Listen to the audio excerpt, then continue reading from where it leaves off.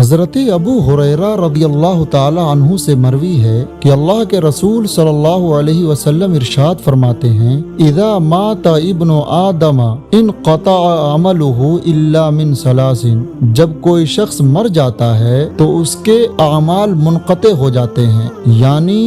وہ اب کوئی عمل نہیں کر سکتا، الا من ثلاث، سوائے 3 کاموں کے۔ 3 چیزیں ایسی ہیں کہ اگر بندہ اپنی زندگی میں ان تینوں میں سے کوئی ایک یا تینوں کر کے چلا جائے تو وہ تو اگرچہ کوئی کام نہیں کرے گا،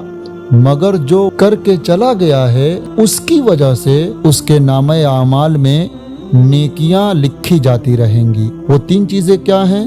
تو فرمایا گیا صدقۃ جاریۃ، نمبر 1 صدقہ جاریہ۔ صدقہ جاریہ کا مطلب یہ ہے کہ اگر کوئی شخص مسجد میں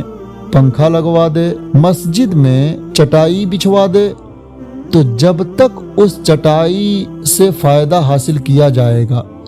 جب تک اس پنکھے سے فائدہ حاصل کیا جائے گا، تب تک اس مرنے والے شخص کے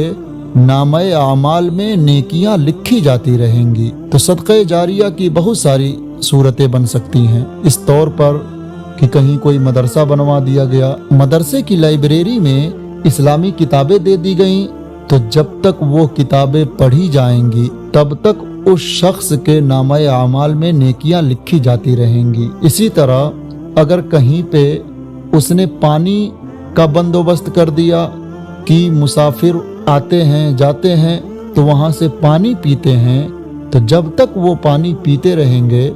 تب تک اس شخص کے نامہ اعمال میں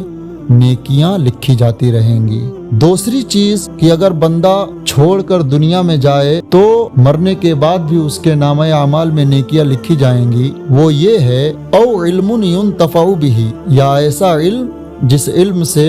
فائدہ حاصل کیا جائے۔ اس کا مطلب یہ ہے کہ اگر کوئی شخص علم دین حاصل کیا اور اس کے بعد وہ دوسرے لوگوں کو علم دین سکھانے لگا، اس کے بعد اس کی موت ہو گئی، وہ لوگ جن کو اس نے علم دین سکھایا ہے، اب اگر یہ دوسروں کو علم دین سکھائیں گے تو ان کو تو نیکیاں ملیں گی ہی ملیں گی، مگر ساتھ ہی ساتھ جس نے ان لوگوں کو علم دین سکھایا اس کے نامہ اعمال میں بھی نیکیاں لکھی جائیں گی۔ او ولد صالح یدعو لہ، تیسری چیز یہ ہے کہ اگر مرنے والا نیک لڑکا چھوڑ جائے، ایسی اولاد جو اس مرنے والے کے حق میں دعا کرے، دعائے مغفرت کرے، تو ایسی صورت میں بھی اس شخص کے نامہ اعمال میں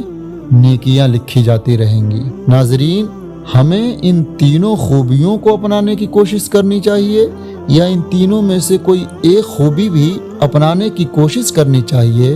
اس لیے کہ ہمیں پتہ نہیں ہے کب ہمارے بدن سے ہماری روح نکل جائے، اور جیسے ہی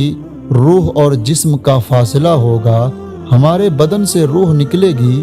موت واقع ہوگی، تو اس کے بعد ہم چاہ کر بھی 1 رکعت نماز نہیں پڑھ سکتے،